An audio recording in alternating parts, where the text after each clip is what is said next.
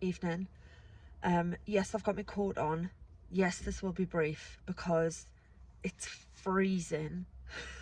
It's 10 o'clock at night and it's December. That's why it's cold. First film viewing as a 40-year-old, which obviously makes absolutely no difference to anything because I've still got the same eyes. And I'm still pretty much the same person I was at the beginning of the week, but here we are. I've been to see King Richard this evening. This is the story of Richard Williams, who coached his two daughters, Venus and Serena, from Compton in LA, which is famously one of the most impoverished and crime-ridden neighborhoods of Los Angeles.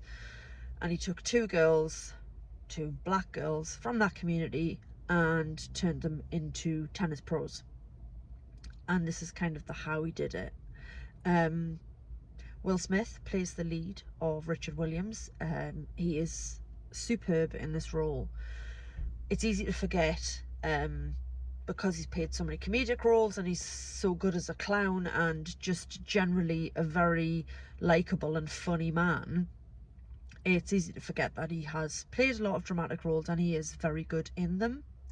This is very much him playing Richard Williams. This isn't Will Smith pretending to be Venus and Serena Williams' dad. I mean, it is. I know which point I'm trying to make. Maybe I'm just too cold to make it. I didn't see Will Smith in this part. I thought he disappeared inside the character very well. He still brought that Will Smith charisma with him, because how do you leave that behind? But from what I can gather and from the clips at the end of the film, Richard Williams is quite a charismatic and formidable gentleman.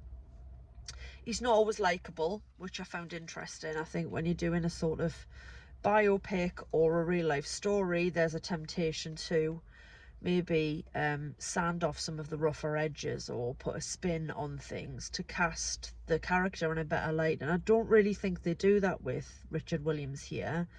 He's obviously a very determined and driven man, and like, fair play to him. Did I mention he took two girls from Compton and turned them into the world number 1 and 2? But he's not always likeable, as I say. He's very determined and he doesn't always listen to his wife, the girl's mother. He thinks he knows best, and obviously he kind of does, but sometimes there are people around him in the film trying to give him advice, people who really do know their stuff, and he doesn't listen. There's a brilliant line, which I'm not going to repeat because it would be a spoiler.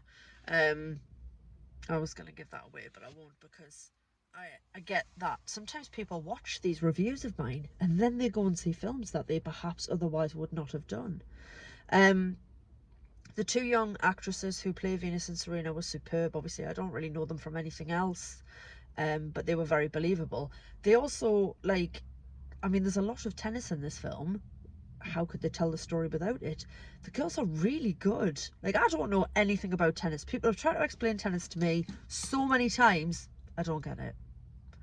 Like, I know where the ball needs to land and what it looks like when it goes out, but I don't get the score, and I never have. And people always go, I'll explain it. And I'm like, no, I don't actually care all that much, because it's not a sport I enjoy.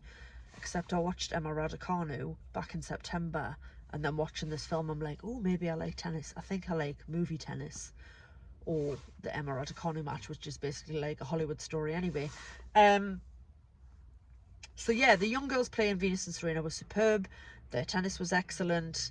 A few other characters. So a tennis coach, I want to say Paul Cohen. I don't know the world of tennis. Played by Tony Goldwyn, who is always watchable and handsome, and getting ever more rakish in his older years.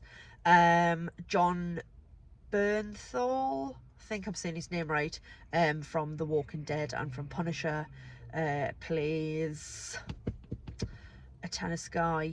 Oh, it's on everybody's shirts and everything because he's a really big deal. Yeah, I can't remember his name. But the guy who coaches Venus and Serena after Tony Goldwyn's character was played by John Bernthal. He was very good. I liked him. He had an excellent bowl cut Tash combo that I enjoyed immensely. It's a nice little snapshot of the late 80s, early 90s, which I enjoyed as well, because that's my era. Not that I was growing up in Compton, of course. I was growing up in Denton Burn. It's not quite the same thing. But I really enjoyed it. It's a fascinating story, even if you're not interested in tennis.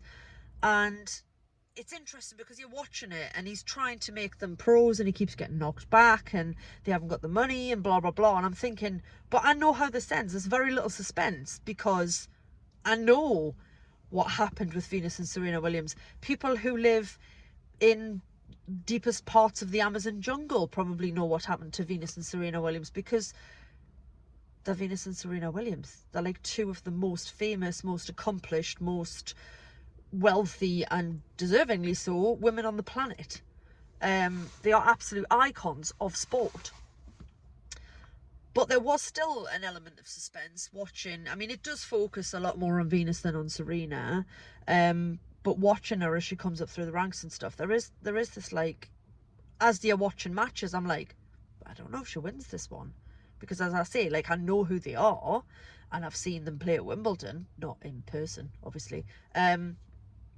But yeah, I didn't know the outcome of all of our matches, all of our early matches, so there was still some suspense for me. It's very well shot. It's quite long. It's like 2.5 hours. But I was engrossed. I didn't check my watch at all. So yeah, it's a thumbs up from me. Really engrossing, excellent performances. It looked great. It's a fascinating story. Richard Williams is, as he's called at one point, a maniac, but he's a very, very fascinating character, and it's a story that I'm really glad was told. I enjoyed it a lot. Go and see it if you like tennis. Go and see it if you don't like tennis. If you like true stories and sport and things, then you just might enjoy this. Right, it's really cold in this car, so I'm going to go. Thank you for listening. I'll be back soon with another review. Okay, Katie out.